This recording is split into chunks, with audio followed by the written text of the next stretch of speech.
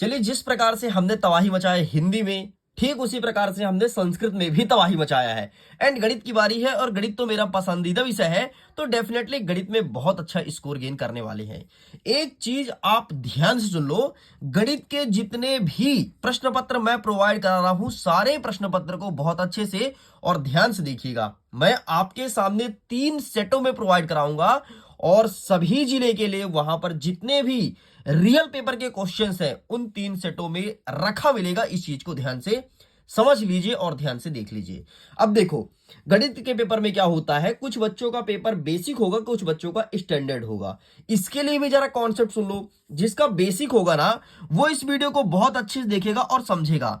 लेकिन जिस बच्चे के एग्जाम में स्टैंडर्ड आ रहा है, वो 1 से लेकर के 5 तक जितने भी वस्तुनिष्ठ प्रश्न हैं, सारे क्वेश्चन को अच्छे से देखेगा।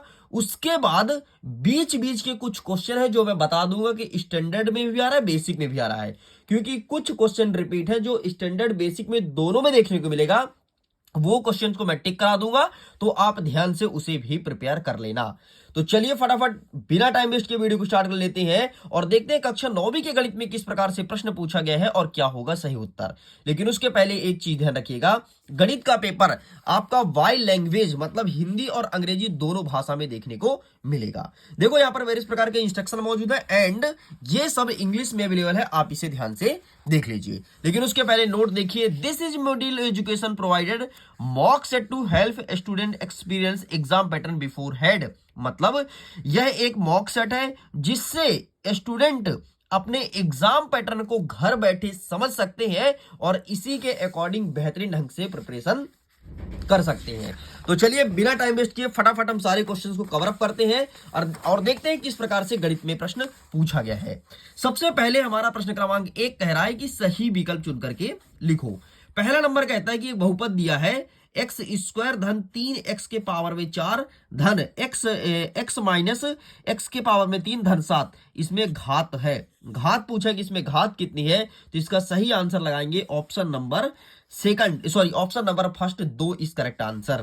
नेक्स्ट देखते हैं, 2 अपरिमेय संख्या का योगफल। देखो क्या बोला है, योगफल। अगर 2 अपरिमेय संख्या को जोड़ेंगे तो क्या निकलेगा, तो हमेशा एक अपरिमेय संख्या प्राप्त होती है। इस चीज को ध्यान रखिएगा।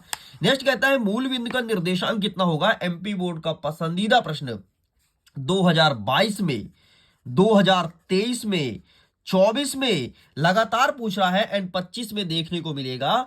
10 तारीख को ये आपका प्रश्न रहने वाला है। तो मूल बिंदु का निर्देशांक 0 होता है, जो कि सभी जिले के पेपर में देखने को मिलेगा। नेक्स्ट कहता है 2 चर वाले प्रत्येक रैखिक समीकरण का आलेख होता है एक सरल रेखा, लंब रेखा, समांतर रेखा या फिर प्रतिच्छेदी रेखा। इसका सही आंसर लिखना है एक सरल रेखा इस करेक्ट आंसर। आगे बढ़ते हैं नेक्स्ट, 2 कोण जिनका योग 180 डिग्री हो क्या कहलाता है। ऐसे 2 कोण जिसका योग 180 डिग्री हो, तो जिसका कोण 180 डिग्री होता है वो कहलाता है संपूरक कोण, और जिसका कोण 90 डिग्री होता है उसे कहते हैं पूरक कोण। ध्यान रखिएगा, हो सकता है कि ये स्टैंडर्ड वाले बच्चों में क्वेश्चन देखने को मिले। नेक्स्ट कहता है आपका छठा नंबर कहता है 3 असंरेख बिंदुओं से होकर अधिकतम कितने वृत्त खींचा सकते हैं। तो 3 असंरेख बिंदु से होकर के अधिकतम 1 वृत्त खींच जाते हैं, तो यही सही उत्तर हो जाएगा। सेम क्वेश्चन इंग्लिश में अवेलेबल है। अगर आप इंग्लिश मीडियम के विद्यार्थी हैं तो सारे क्वेश्चन को बेहतरीन ढंग से इंग्लिश में प्रिपेयर कर सकते हैं। चलिए हम आगे बढ़ते हैं, नेक्स्ट क्वेश्चन की तरफ कवर अप करते हैं और देखते हैं हमारा नेक्स्ट क्वेश्चन क्या कहता है। प्रश्न क्रमांक 2, इसमें कहता है रिक्त स्थान की पूर्ति करो। पहला नंबर कहता है कि समान भुजाओं वाले 2 वर्ग होते हैं तो हमेशा सर्वांगसम होंगे। तो यहां पर क्या लिखना है, सर्वांगसम। ठीक, ये होंगे सर्वांगसम। नेक्स्ट कहता है शंकु का आयतन क्या होता है, तो इसका फॉर्मूला लिख रहा है। तो यहां पर लिखना है 1/3 पाई आर स्क्वायर एच, ये होता है शंकु का फॉर्मूला। नेक्स्ट कहता है सबसे अधिक बार आने वाले प्रेक्षण को क्या कहते हैं। जो सबसे अधिक बार आता है उसे बहुलक कहते हैं। ठीक, बहुलक। तो आपको बहुलक लिखना है, ध्यान से देख लो। नेक्स्ट कहता है एक परिमेय संख्या का दशमलव प्रसार क्या होगा, तो हमेशा अनवासनीय आवर्ती होगा। तो यहां पर क्या लिखना है, अनवासनीय और इसके बाद लिखोगे आवर्ती अनावर्ती सॉरी। इसके अलावा अगर इसके पीडीएफ को डाउनलोड करना है तो जाओ जाकर के लिंक डिस्क्रिप्शन बॉक्स में है, पीडीएफ को डाउनलोड कर सकते हो। नेक्स्ट कहता है भाजक बराबर भाजक गुणे भागफल धन, धन क्या होगा तो धन शेषफल होगा, भाज्य बराबर भाजक गुणे भागफल धन शेषफल। नेक्स्ट कहता है कि एक त्रिभुज के तीनों अंतःकोण का योग कितना होगा, तो त्रिभुज के तीनों अंतःकोणों का योग 180 डिग्री होता है। इस प्रकार से त्रिभुज बनेगा ट्राइंगल, और इसका एक कोण होता है, दूसरा कोण होता है, तीसरा कोण, एक कोण होता है 60 डिग्री का, तो 60 गुणे 3 करोगे तो आएगा 180। ठीक है, सेम क्वेश्चन इंग्लिश में अवेलेबल है। इंग्लिश मीडियम के विद्यार्थी तो बढ़िया बकायदे से इंग्लिश में क्वेश्चन को देख लो। आगे बढ़ते हैं, प्रश्न क्रमांक 3 कह रहा है सत्य असत्य लिखो। पहला नंबर कहता है एक परिमेय संख्या का दशमलव प्रसार या तो शांत होता है या अनवांछनीय आवर्ती। क्या ये बात बिल्कुल सही है, तो हाँ ये बात बिल्कुल सही है। नेक्स्ट कह रहा है एक बहुपद का शून्यक सदैव शून्य होता है, तो ये बात बिल्कुल गलत है। नेक्स्ट कह रहा है बाई अक्ष पर स्थित बिंदु की भुज हमेशा शून्य होती है, बिल्कुल सही है। नेक्स्ट क्या कह रहा है रैखिक समीकरण का प्रत्येक हल रैखिक समीकरण का आलेख पर स्थित एक बिंदु होता है, बिल्कुल सही है।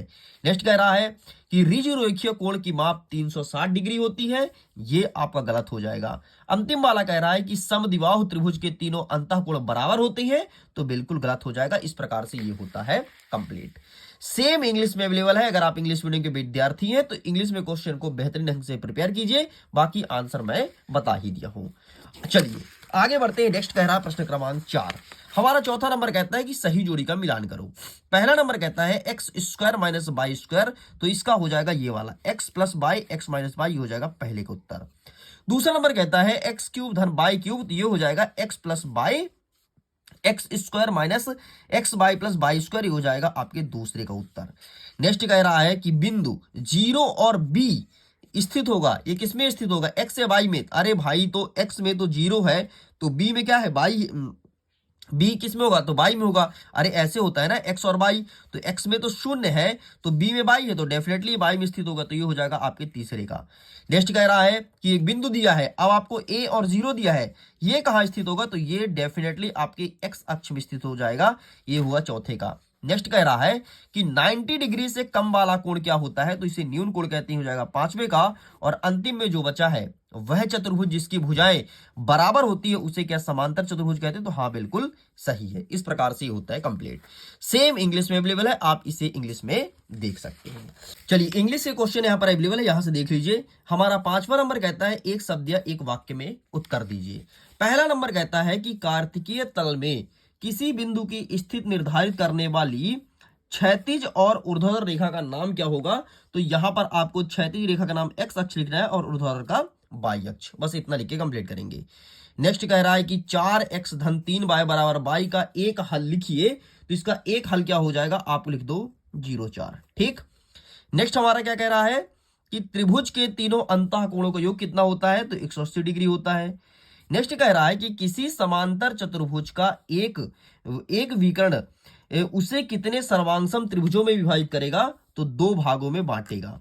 ठीक है, तो यहां पर आपको 2 कर देना है।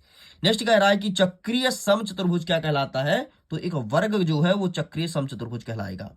नेक्स्ट कह रहा है कि एक वृत्त जिस तल पर स्थित होता है उसे कितने भागों में बांटते हैं, एक वृत्त जिस तल पर स्थित होता है उसे कितने भागों में विभाजित किया जाता है, तो एक वृत्त हो गया जिस तल पर स्थित है उसे कितने भागों में बांटेंगे, तो इसका आंसर आप हमें कीजिए कमेंट सेक्शन में। बाकी सेम इंग्लिश में अवेलेबल है। चलिए फटाफट अब हम 2 अंक के प्रश्न को कवर अप करते हैं और देखते हैं सही उत्तर क्या होगा। और अगर आपके एग्जाम में स्टैंडर्ड देखने को मिल रहा है तो जो क्वेश्चन स्टैंडर्ड में आ रहा है उस क्वेश्चन को यहां पर मैं टिक कराऊंगा। बाकी बेसिक वाले बच्चे इस वीडियो के सारे क्वेश्चन को बेहतरीन ढंग से प्रिपेयर कर लेना। अगर आप चाहते हो कि मैं 75 में 75 नंबर लेकर के आऊं तो ये वीडियो आपके लिए काफी इंपॉर्टेंट होना है। देखो हमारा 6वां नंबर कहता है कि 1/7 और 2/7 के बीच एक अपरिमेय संख्या लिखना है, तो इनका आंसर अब मैं दिखाऊंगा अपने बुकलेट की सहायता से। तो 1/7 और 2/7 के बीच ये रहा इसका आंसर, बस इसका फोटो खींच लो, साइड करते हैं। नेक्स्ट कह रहा है हमारा अथवा कि एक बहुपद दिया है 3x धन 1 का शून्य क्या होगा? तो इसका आंसर भी हम आपको बुकलेट से दिखाएंगे। अब सारे आंसर बुकलेट से दिखाएंगे ताकि प्रॉपर वे में आप इसका फोटो क्लिक कर सको। ठीक, तो ये रहा इसका शून्य पूछा है। इस प्रकार से आपको x का वैल्यू फाइंड करना है। चलो इसे साइड करते हैं, आगे क्वेश्चन को देखते हैं। प्रश्न क्रमांक 7, 7वां नंबर कहता है कि निम्नलिखित का वैल्यू फाइंड करना है। 64 के पावर में 1/2 है और 32 के पावर में 1/5 है। तो आइए फटाफट देखते हैं कि इसका सही उत्तर क्या होगा। तो ये रहा है आपके सामने 64 की पावर में 1/2 और 32 की पावर में 1/5। ठीक है, पहला दूसरा, तो ये पहले का उत्तर, ये रहा दूसरे का उत्तर। बस ये लिख करके चले आना है।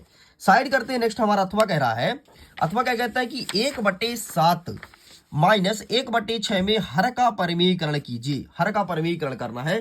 तो आइए इसमें मैं आपको हर का परिमेयीकरण दिखाता हूं कि किस प्रकार से करेंगे। तो ये रहा है आपके सामने, ये आप इसका फोटो खींच लो बकायदे, पूरा पूरा आंसर अवेलेबल है।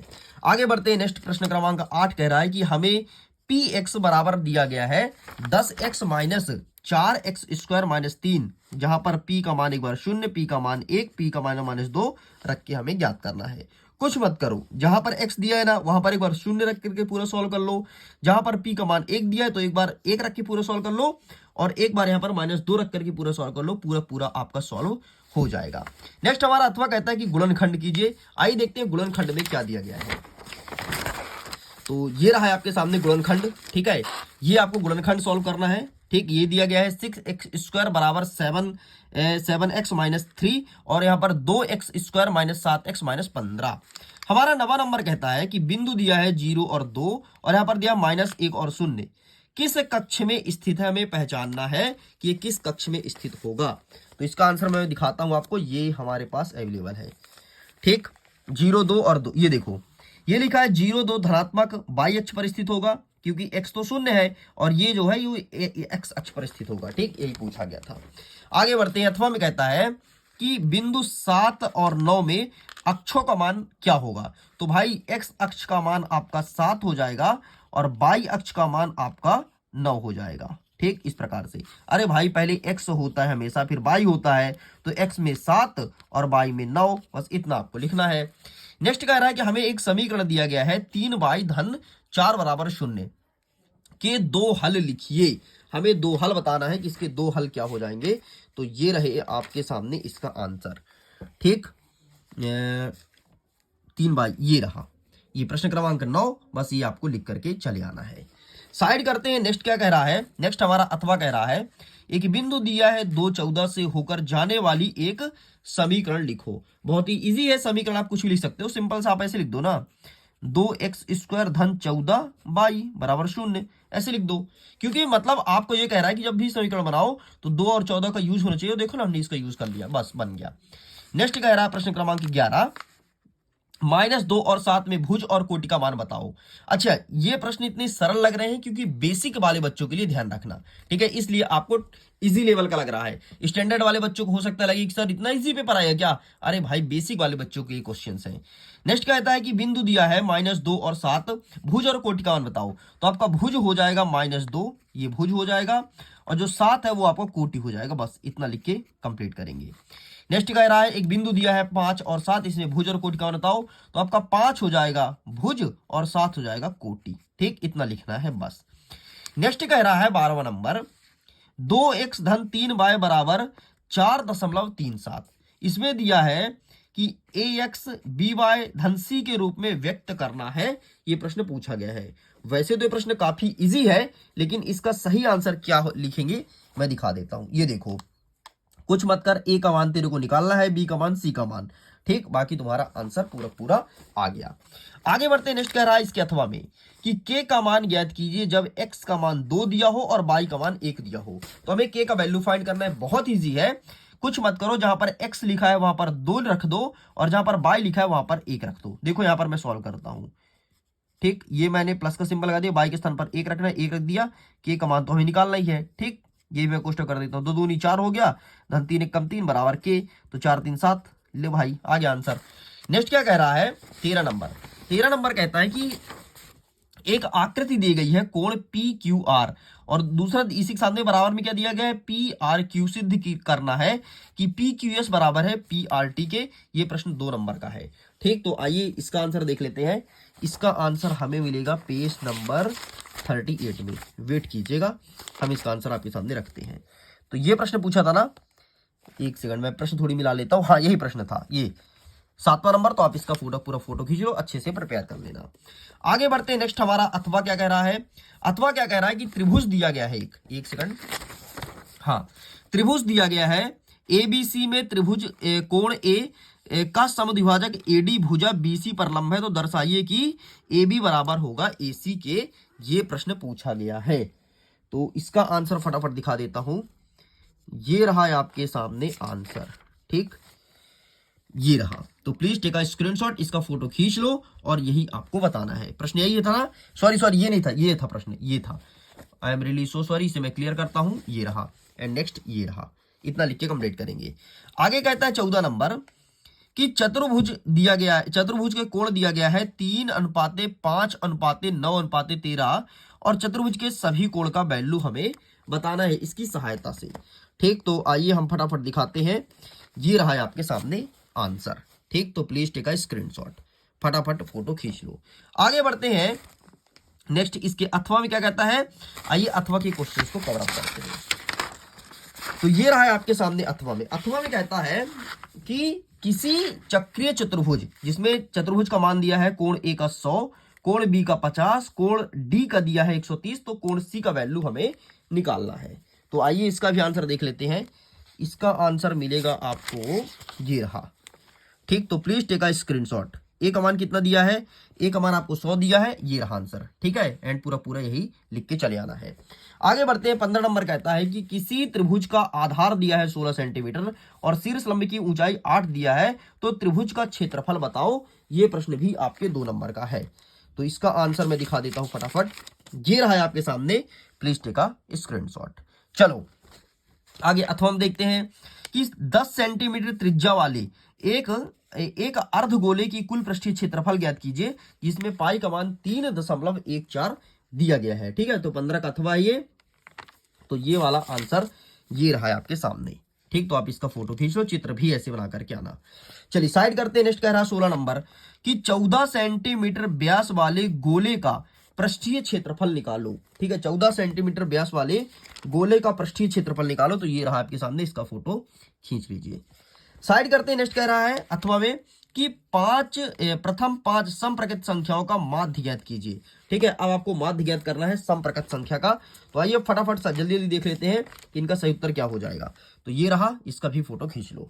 नेक्स्ट हमारा कह रहा है 17 नंबर की कार्तिकीय तल x और y अक्ष द्वारा कितने भागों में विभाजित किया जाता है, ये प्रश्न पूछा है। तो ये रहा है आपके सामने आंसर, इसका भी स्क्रीनशॉट ले लीजिए। नेक्स्ट हमारा अथवा कहता है कि एक बिंदु दिया है 3 और 5 और दूसरा दिया है -5 और 4, इसे भुज और कोटि बताना है। तो देखो यार, x और y अक्ष में होता है एक चीज, ठीक है। तो x जो होता है वो हमेशा कहलाता है भुज और y जो कहलाता है वो कहलाता है कोटि, ठीक।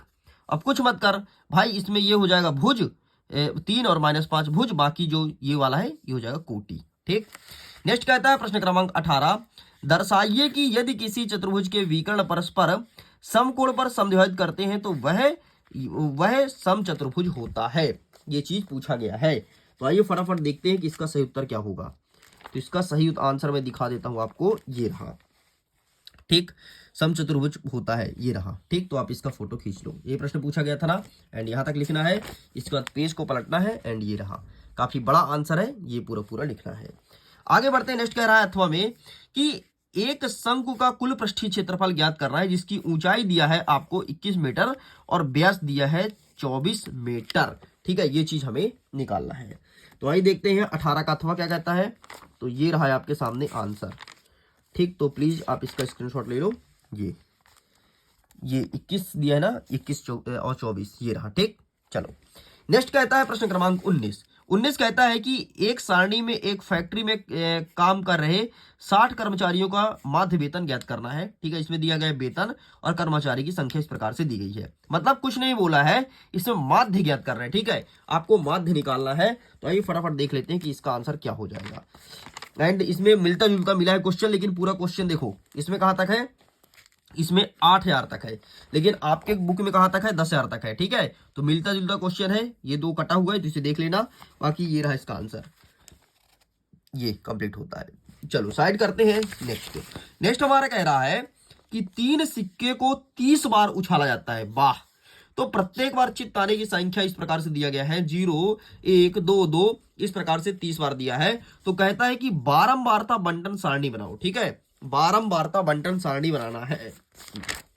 तो ये रहा है आपके सामने सारणी, इस प्रकार से बनाना, सिक्के की संख्या, मिलान चिन्ह, बारंबारता, इस प्रकार से सारणी बना देना है। नेक्स्ट हमारा कह रहा है कि दर्शाइए कि एक वर्ग के विकर्ण बराबर होते हैं और परस्पर समकोण पर समद्विभाजित करते हैं। तो ये रहा है आपके सामने आंसर, इसका फोटो खींच लो, ये लिखना है एंड इसके बाद ये रहा, बस इतना लिख के कंप्लीट करेंगे। आगे बढ़ते हैं। अथवा में कहता है कि 11.2 सेंटीमीटर त्रिज्या वाले गोले के आयतन का सूत्र बताना है, ये प्रश्न पूछा गया है। तो आइए फटाफट हम देखते हैं कि गोले के आयतन का सूत्र क्या हो जाएगा। तो ये रहा है आपके सामने आंसर। ठीक है, क्या बोला गया प्रश्न में, 11.2 ना, ये रहा। तो प्लीज आप इसका फोटो खींच लो, इतना लिखना है आपको, ये होता है आपका कंप्लीट। आगे बढ़ते हैं। नेक्स्ट क्या कहता है, 21 नंबर। 21 नंबर कहता है 27 बाई क्यूब धन 125 जेड क्यूब का गुणनखंड कीजिए। ये है प्रश्न 4 नंबर का। तो आइए फटाफट देखते हैं इसका सही उत्तर क्या हो जाएगा। तो ये रहा है आपके सामने इसका सही उत्तर, ये रहा, इसका स्क्रीनशॉट ले लो। आगे बढ़ते हैं। नेक्स्ट क्या कह रहा है, नेक्स्ट हमारे अथवा में कह रहा है कि त्रिभुज का क्षेत्रफल ज्ञात कीजिए, जिसमें भुजा दिया गया है 18 सेंटीमीटर, 10 सेंटीमीटर और परिमाप दिया है आपका 42 सेंटीमीटर। तो सिंपल सा आपको त्रिभुज का क्षेत्रफल निकालना है कि क्षेत्रफल क्या हो जाएगा। तो इसको निकालने के लिए सबसे पहले हम एक भुजा की लंबाई निकालेंगे, तभी जाकर के क्षेत्रफल निकलेगा। एंड फाइनली जल्दी से मैं इसका आंसर भी दिखा देता हूँ कैसे होगा इसका सही उत्तर। तो ये रहा है आपके सामने प्रश्न। ठीक है, ये प्रश्न पूछा था एंड ये रहा इसका आंसर। चलो आगे बढ़ते हैं। नेक्स्ट कह रहा है प्रश्न क्रमांक 22वां नंबर कहता है कि AC बराबर BD है तो सिद्ध करना है कि AB बराबर CD होगा। ये प्रश्न पूछा गया है। तो आइए इसका आंसर दिखा देता हूं जल्दी से एंड ये रहा है आपका आंसर। बाकी इसका PDF डाउनलोड कर सकते हो, लिंक डिस्क्रिप्शन बॉक्स में दिया गया है, जाइए जाकर डाउनलोड कीजिए। क्वेश्चन पेपर विथ सोल्यूशन सब कुछ दे दिया गया है एंड पूरे के पूरे क्वेश्चन को अच्छे ढंग से प्रिपेयर कर लीजिएगा। अथवा में कहता है एक चतुर्भुज दिया है ABCD, जिसमें AC बराबर AD दिया है और AB कोण A को समद्विभाजित करता है। तो दर्शाइए कि त्रिभुज ABC सर्वांगसम है त्रिभुज ABD के। ये प्रश्न पूछा है। तो इसका आंसर ये रहा है आपके सामने। ठीक, ये रहा सर्वांगसम वाला। ठीक, पूरा यहां तक लिखना है, बस यहीं तक आपका कंप्लीट होता है। अंतिम 23वां प्रश्न कहता है कि सिद्ध करो कि 3 असंरेख बिंदु से होकर जाने वाली केवल एक वृत्त खींची जा सकती है, सिद्ध करना है। ठीक, तो इसका भी आंसर जल्दी से दिखा देते हैं आपको। तो ये रहा है आपके सामने इसका आंसर। ठीक है, ये सिद्ध करो कि 3 असंरेख बिंदु, यहां से लिखना है ये, फिर इसके बाद ये लिखेंगे, फिर ये लिखेंगे। ठीक, आगे बढ़ते हैं। अथवा वाला कहता है कि त्रिभुज की भुजाओं का अनुपात दिया है 12, 17 और 25, इसका परिमाप दिया है आपका 240। तो इसमें भी आपको त्रिभुज का क्षेत्रफल ही बताना है कि त्रिभुज का क्षेत्रफल क्या हो जाएगा। तो ये रहा है आपके सामने आंसर। ठीक है, ये सबसे पहले अनुपात में दिया है, फिर ये कंप्लीट करना है, आगे ये लिखना है, बस यहां तक आपको लिख के कंप्लीट करना है। इस प्रकार से स्टूडेंट्स मैंने गणित के पेपर का संपूर्ण सॉल्यूशन आपके सामने करा दिया है। वीडियो कैसा लगा कमेंट सेक्शन में जरूर लिखिएगा। और ये बेसिक वाले बच्चों के लिए था, जल्द ही स्टैंडर्ड वाले बच्चों के लिए क्वेश्चंस आने वाला है। बाकी यहां से भी कुछ क्वेश्चन आपके स्टैंडर्ड वाले एग्जाम में देखने को मिलेगा। मैं वीडियो एंड करता हूं। Thanks for watching, bye bye.